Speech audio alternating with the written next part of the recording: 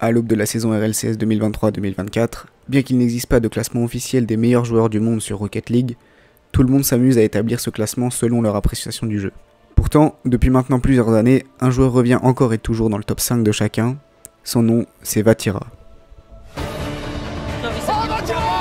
Vatira, elle va pas rentrer sur le backboard, elle va rentrer parce que c'est le GOAT qui a réussi à passer. C'est Vatira, la frappe de Vatira. Posez du respect sur le nom de la Carbide Corp. C'est un 1v1 contre Vatira, Isaac.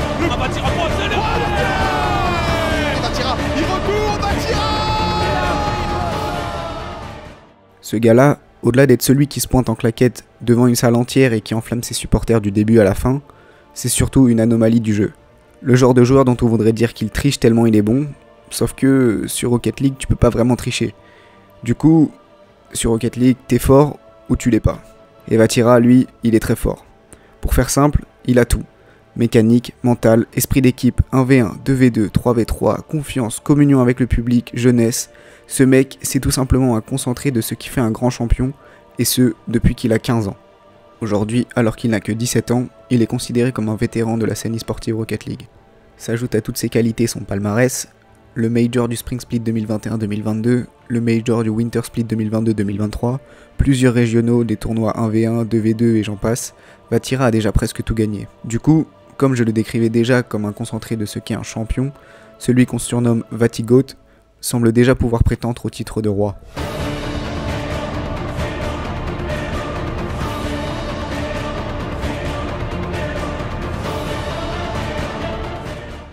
Son trône est sa chaise, son sceptre sa manette, et son château est entouré d'une muraille.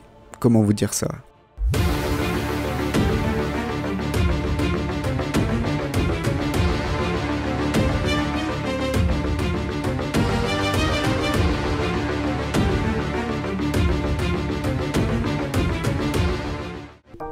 Malgré tout, il lui manque encore une case à remplir avant de compléter le Pokédex des titres de Rocket League, celle de champion du monde. Et pourtant, il aurait pu. En 2022, alors qu'il jouait encore avec Rise et Joyo, un roster qui fait trembler approximativement 100% des joueurs Rocket League, et que ces trois-là étaient présentés comme grands favoris des championnats du monde de la saison 2021-2022, tout ne se passe pas comme le monde l'attendait. La compétition s'ouvre sur les phases de groupe, durant lesquelles Moist font tomber Space Station 4-2, puis écrase Samper 4-0. Ainsi, il se qualifie pour les playoffs, dernière étape qui regroupe les 8 équipes qui se sont qualifiées lors des group stages. Les playoffs se jouent en BO7, c'est-à-dire le premier à remporter 4 games gagne le BO et avance vers le tour suivant. Moist joue en premier face à Furia, une équipe bouillante mais qui n'a sur le papier pas les épaules pour faire tomber Moist. Et les 3 premières secondes du match donnent le ton.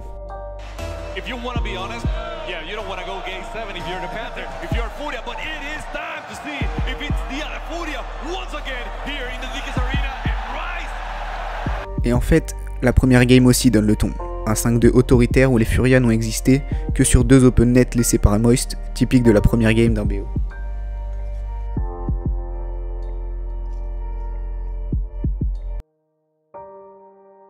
Puis la deuxième game commence, Furia marque d'entrée sans que ce soit rien de bien inquiétant, mais le score reste fixe. Pendant presque 3 minutes, Moist ne marque pas, et ça c'est très rare. Mais c'était jusqu'à ça.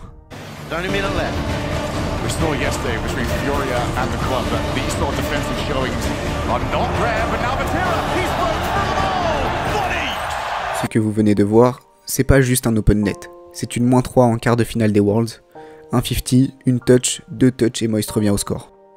La game part en overtime et Moist finit par marquer au bout de 3 minutes 30, mais si j'ai pris le temps de détailler cette deuxième game, c'est pour vous montrer un truc. 1 but, une assist, 4 arrêts et 95 touches de balle. Ça s'appelle pas être le MVP de son équipe sur une game, ça s'appelle hard carry l'équipe qui semble destinée à remporter les Worlds. La rencontre continue et après un rebondissement de Furia, nous voilà en Game 7. Le match bat son plein après les quelques clips que Moist a collés sur la tête à Furia, mais là ce qui compte, c'est de gagner cette dernière game. Allez, on est parti, la dernière game de ce BO. Et après 2 minutes 20 de pure pression par Furia, on a le droit à ça. Ça ne donnera rien, donc on va aller jouer ce backboard et on continue de bombarder le backboard de fer. C'est dedans. Rice qui arrive à tirer cette cible. 100 20 km/h minimum. La frappe de Raïs de base avant qu'elle ne touche la transversale. C'est un boulet de canon que vient de nous envoyer. Et malgré le kick-off goal qui a suivi, les Moist réussissent à reprendre l'avantage. Accélération, il a remonté tout le terrain. Attention, la frappe. C'est sous la barre. On est quelques minutes plus tard, et sur ce screen, on se dit que Moist a gagné. Et 6 secondes plus tard, Furia revit. La game se relance, et d'un coup, Moist eSport n'est plus dans la compétition. Accélération de Joyo, il reste 4 secondes maintenant et on s'en va le côté Ce jour-là, BDS est sacrée championne du monde et ramène à la France un nouveau titre, sans que celle-ci puisse voir son champion couronné pour autant. J'ai bien l'impression qu'ils sont champions du monde. Bravo.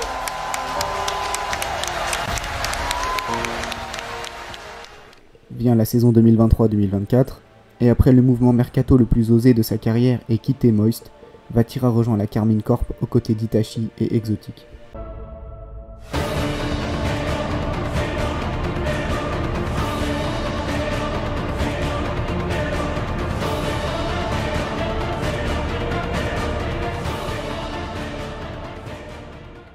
Ces trois-là connaissent 2 premiers splits flamboyants avec en prime un sacre au Major de San Diego.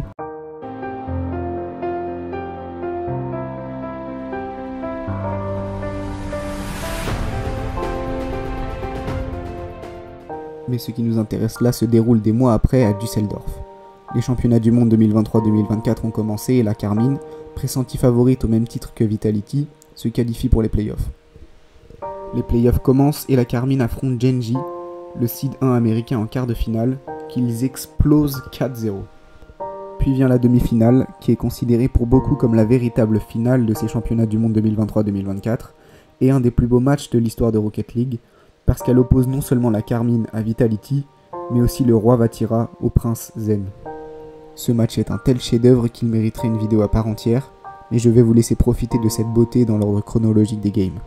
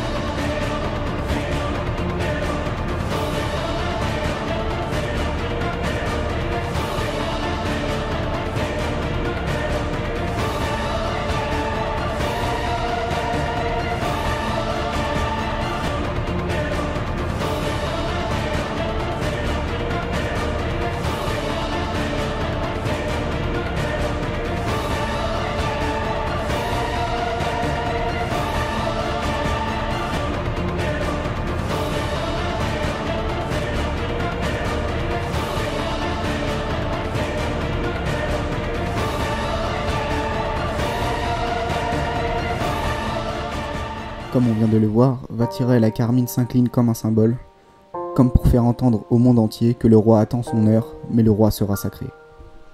Si cette vidéo, qui est la première de ma chaîne, arrive maintenant, c'est d'une part pour faire l'éloge de Vatirois, mais aussi pour vous faire une annonce.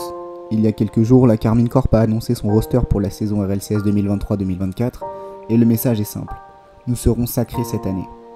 Alors ma conclusion, c'est que le titre de cette vidéo va vite devenir obsolète, et à vous tous, joueurs de Rocket League, préparez-vous au sacre du nouveau roi.